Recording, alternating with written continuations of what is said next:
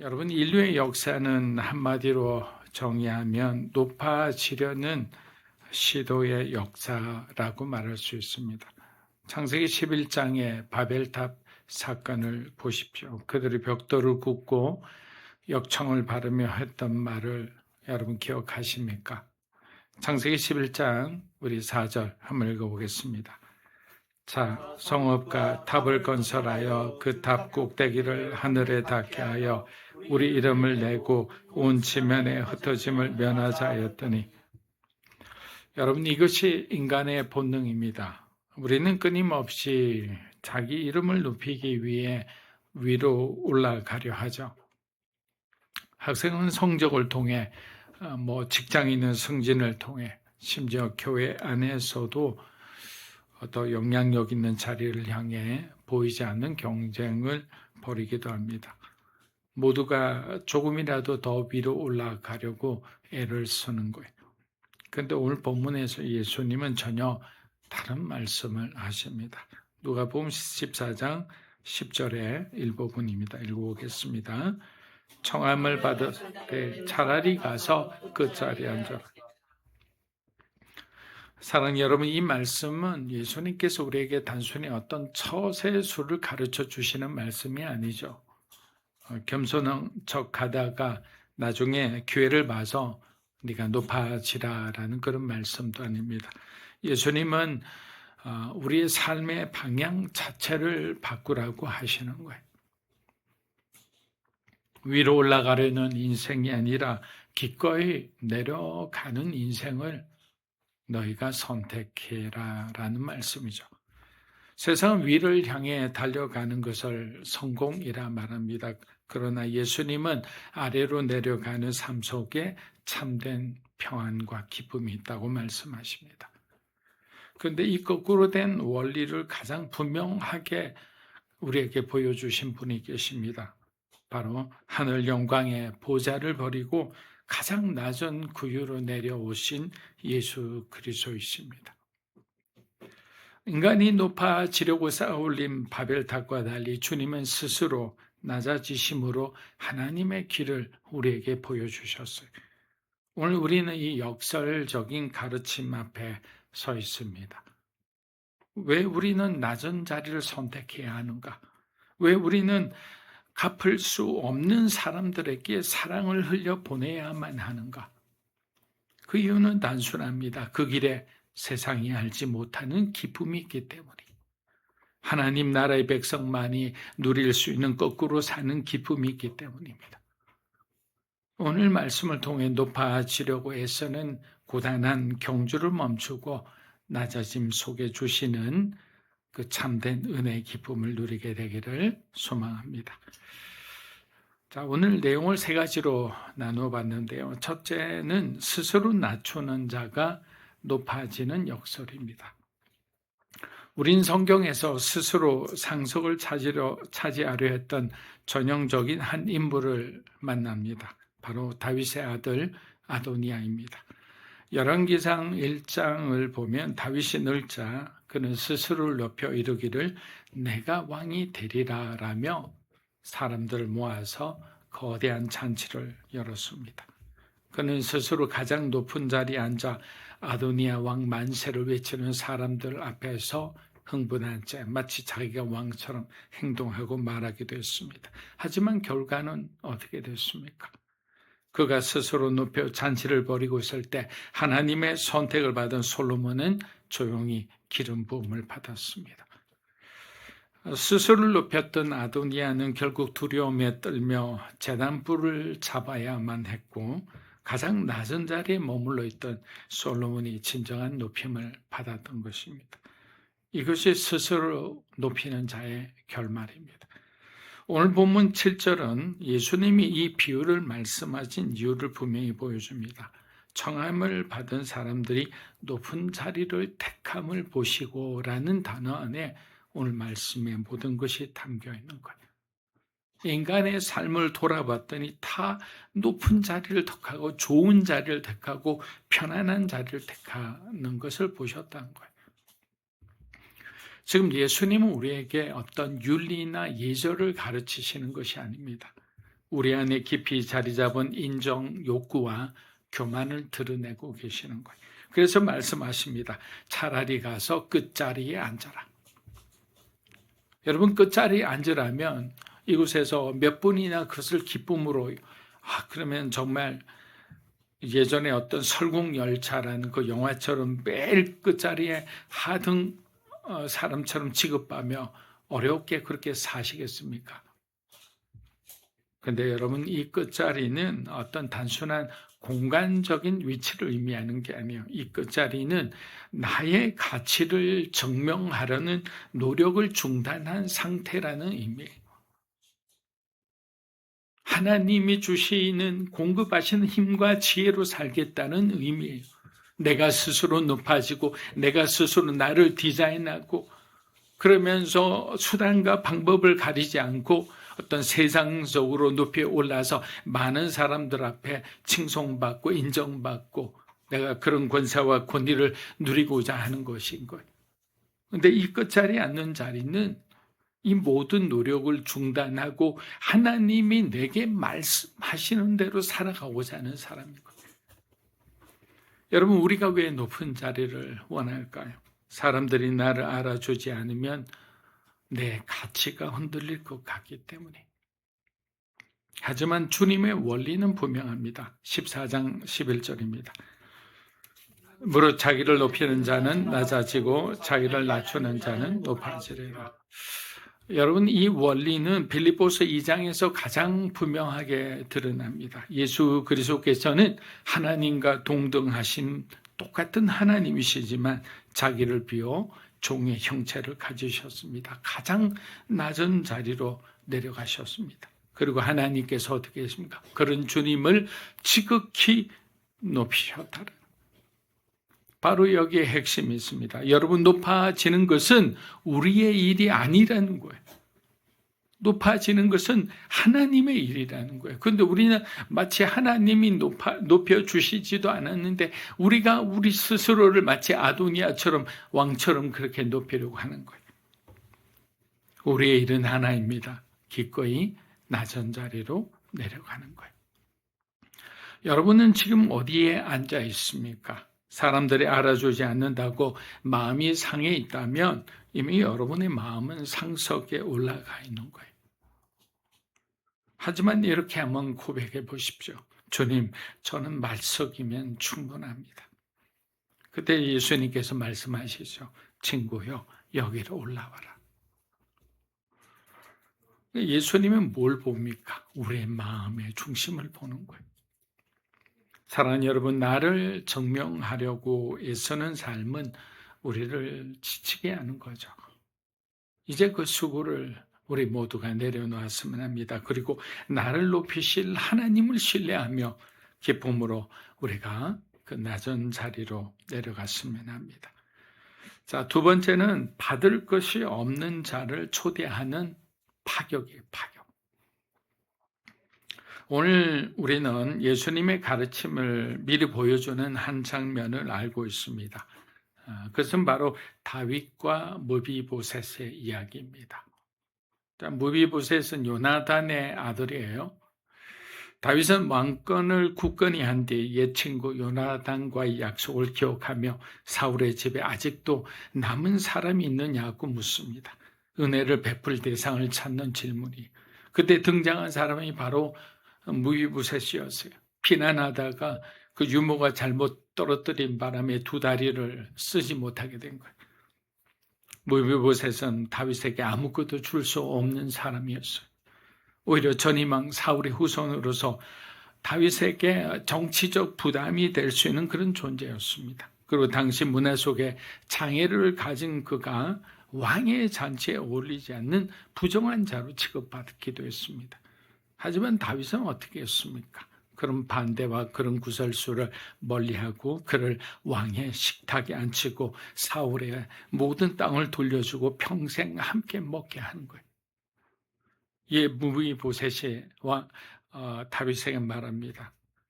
이 종이 무엇이기에 왕께서 죽은 개 같은 나를 돌아보시나이까? 죽은 개 같은 나를 돌아보시나이까?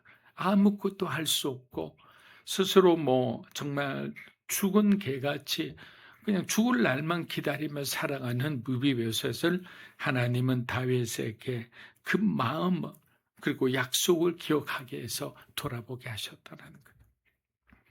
여러분, 이것이 뭐냐면 바로 보답을 기대할 수 없는 자에게 베푸는 은혜인 거예요. 이제 예수님의 말씀을 보십시오. 14장 12절입니다. 한번 읽어보세요. 내가 점심이나 저녁이나 베풀거든 벗이나 형제나 친척이나 부한 이웃을 예수님 왜 이렇게 굳이 이렇게 말씀하셨을까요? 내가 초대한 그들은 나의 호의를 다시 갚을 수 있는 능력을 가진 사람이기 때문에. 사랑하는 여러분, 우리의 친절은 종종 표현은 그렇지만 투자처럼 보일 때가 있습니다. 우리가 결혼식을 가는 것, 또 우리가 장례식을 가는 것, 진심으로 아파하고 축하하는 마음으로 가지만 마치 투자처럼 그렇게 느껴질 때가 있는 거예요. 내가 이만큼 대접하면 저 사람도 나에게 그만큼의 유익을 주겠지라는 그런 생각들이 있는 거예요. 하지만 예수님은 바로 그런 생각, 계산을 멈추라고 하는 거예요. 대신 이렇게 말씀하셨습니다. 13절입니다. 잔치를 베풀거든 차라리 가난한 자들과 몸 불편한 자들과 저는 자들과 맹인들을 정하라. 우리의 생각과 예수님의 생각은 아예 다른 거예요. 우린 자꾸 높이 올라가려고 하고 나에게 유익한 사람을 초청해 그 사람과 네트워킹하면서 그러면서 서로에게 좋은 그런 어떤 관계를 통해 어떤 사회적인 어떤 지위를 누리고자 하는데 예수님은 나에게 전혀 도움이 안 되는 사람들을 초청해서 그들을 먹이라고 하는 거예요.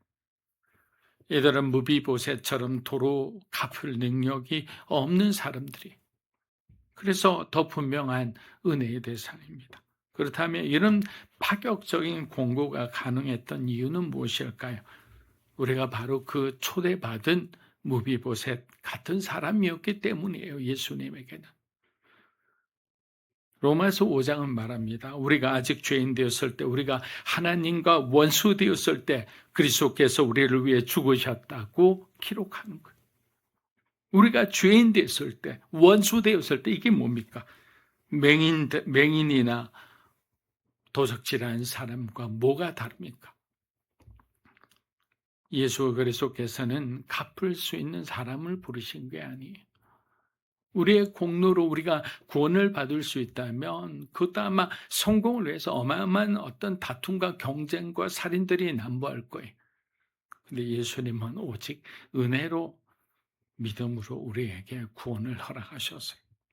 우리가 영적으로 소경이고 다리를 절며 가난한 죄인이었을 때 아무 대가 없이 당신의 아들을 내어주심으로 우리를 그분의 식탁에 앉히신 분이 누구십니까? 하나님이시잖아요. 근데 우리는 왜 우리보다 더 연약한 사람들을 그 식탁에 초청하지 않느냐는 거예요. 내게 편안한 사람, 내게 힘을 주는 사람, 나를 기쁘게 하는 사람만 우리는 식탁에 초청해서 그들과 희희낙낙거리며 그렇게 식사합니다. 여러분, 거꾸로 사는 기쁨은 손해보는 계산법에서 나오는 겁니다. 나에게 유익을 줄 사람만 골라 사귀는 인맥관리는 세상의 방식이잖아요. 하지만 하나님 나라의 방식은 다릅니다. 갚을 수 없는 사람에게 먼저 내어주는 거예요. 사랑하는 여러분, 이번 주에는 누구와 식사하시겠습니까? 항상 나를 즐겁게 해주는 친구를 찾으시겠습니까? 오늘 설교를 들으셨다면 우리가 눈을 조금만 돌려보았으면 합니다. 여러분 주변에도 영적인 무비보셋이 있을 겁니다. 여러분 그 사람을 초대하여 한번 대접해 보세요. 아마 그 사람은 깜짝 놀랄 거예요. 왜 갑자기 나에게 연락했을까? 여러분 설교를 듣고 순종하는 거예요. 그 순종하는 것조차 또 하나님은 얼마나 기뻐하시겠습니까? 내가 베푼 것이 여러분들이 대접하고 돌아올 때 내가 베푼 것이 돌아오지 않는다는 것을 생각할 때 그때 우리는 비로소 알게 되는 거예요. 하나님의 은혜가 나를 통해 흘러갔다는 사실을 내가 비로소 아는 거예요. 내가 주고받고 그 사람이 나에게 보답할 수 있는 사람에게 내가 그 사람을 도왔던 것은 아무런 의미가 없는 거예요. 네 사람에게 100만 원, 1000만 원을 내가 이 사람을 위해 도왔는데도 이 사람한테 도저히 돌아올 수 없다는 걸 알 때 우리는 속상한 것이 아니라 우리 마음속에 무엇이 어떤 은혜가 있습니까? 하나님의 은혜가 나를 통해 역사하셨구나라는 생각을 하게 되는 거예요. 소위 말하면 은혜의 발상의 전환이 일어나는 거예요. 그때 우리는 거꾸로 사는 기쁨을 실제로 경험하리라 믿습니다. 자, 마지막 셋째는 이 땅이 아닌 부활의 때를 기다리는 소망입니다. 예수님은 본문 14절에서 놀라운 말씀을 하십니다. 그들이 갚을 것이 없으므로 내게 복이 되리라. 정말 너무 세상하고는 너무 다른 말씀을 하시니까 우리를 가끔씩 당황하게 하시는 것 같아요. 갚을 것이 없으므로 내게 복이 되리라. 그럼 하나님 우리 손해만 봐야 돼요? 뭐 여러 가지 여러분이 말씀하고 싶은 거는 여러분 기도 시간에 다 말씀해 보세요. 세상의 기준을 보면 이상한 말씀이죠. 갚을 수 없는 사람을 대접하는 것은 손해예요, 손해. 그런데 예수님은 그 손해가 복이라고 하십니다. 왜 그렇습니까? 14절 후반절을 보십시오. 이는 의인들의 부활 시에 내가 갚음을 받겠습니다 하시니라. 예수님은 어디에 기준을 대느냐? 너희가 부활할 때, 너희가 예수님이 재림하셔서 심판할 때 내가 다 갚아주겠다는 거예요. 예수님은 우리 인생이 이 땅에서 끝나지 않느냐라고 말씀하시는 거예요. 진짜 결산은 아직 남아있다. 문제는 우리가 어디에서 보상을 받으려 하느냐라는 거죠. 지금 여기서 다 받으려고 하면 그것은 끝입니다. 사람의 인정, 칭찬, 대접, 그것이 전부입니다. 하지만 지금 받지 않는다면 하나님께서 친히 갚아주시는 거예요. 여러분, 이것이 바로 믿음의 시선이고 하나님의 방법이라는 거예요. 이 원리는 산상수훈의 가르침과 정확히 일치합니다. 예수님은 구제할 때 엄밀하게 하라고 하시며 말씀하셨습니다. 사람에게 보이려고 하면 이미 상을 받은 것이고 엄밀하게 하면 하나님께서 갚아주신다고 했습니다. 마태복음 6장 1절 한번 읽어보겠습니다. 사람에게 보이려고 그들 앞에서 그리하지 아니하면 하늘에 계신 너희 아버지께 상. 네. 거꾸로 사는 기쁨은 바로 여기서 나옵니다. 하나님이 기억하신다는 믿음이. 사람이 몰라도 괜찮습니다. 지금 여러분의 어떤 활동이 드러나지 않아도 괜찮습니다. 하나님은 잊지 않으시는 거예요. 그래서 이 믿음을 가진 사람은 다르게 삽니다. 상속을 탐하지도 않고 갚지 못하는 사람을 섬기면서도 억울해하지 않습니다. 여러분, 왜 우리 마음은 쉽게 흔들릴까요? 왜 조금만 무시당해도 조금만 손해 보아도 견디기 어려울까요? 우리의 시선이 아직 이 땅에 머물러 있기 때문이에요. 그러나 믿는 사람은 다르게 보죠. 다가올 결산의 날을 보는 거예요. 부활의 날을 기다리는 거예요. 그래서 담대해집니다. 지금 인정받지 못해도 괜찮다. 하나님이 나를 알고 계신다.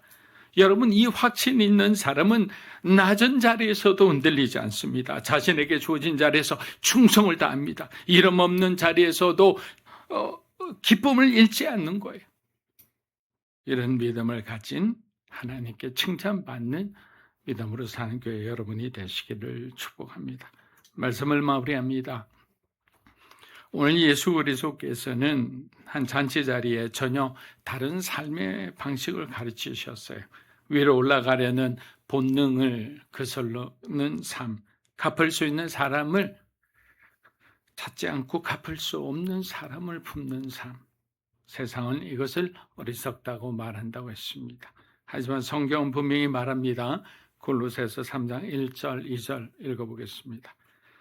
그러므로 너희가 함께 다시 살리심을 받았으면 위의 것을 찾으라. 거기는 그리스도께서 하나님 편에 앉아 계시느니라. 위의 것을 생각하고 땅의 것을 생각하지 말라. 네, 우리가 땅의 것에만 시선을 고정하고 산다면 상속을 차지하지 못하는 것은 불행이고 갚을 길 없는 자를 섬기는 것은 우리 인생의 낭비라고 생각할 겁니다. 그러나 그리스도와 함께 다시 살리심을 받은 성도는 위의 것을 바라보는 거예요. 천국의 보물을 쌓고 하늘의 보물을 쌓으며 살아가는 사람들이죠. 그래서 나중에 결산날에 그 쌓은 보물들을 예수님이 하나님이 30배, 60배, 100배의 축복을 해주시는 거예요. 가장 낮은 자리에서 가장 보잘것없는 이들과 함께 가장 영원한 보상을 기다리는 삶, 이것이 예수 그리스도를 따르는 사람의 삶이라 생각합니다. 저와 여러분이 주님을 정말 기뻐하는 오늘 이 말씀처럼 살아가는 사람들이 되시기를 축복합니다.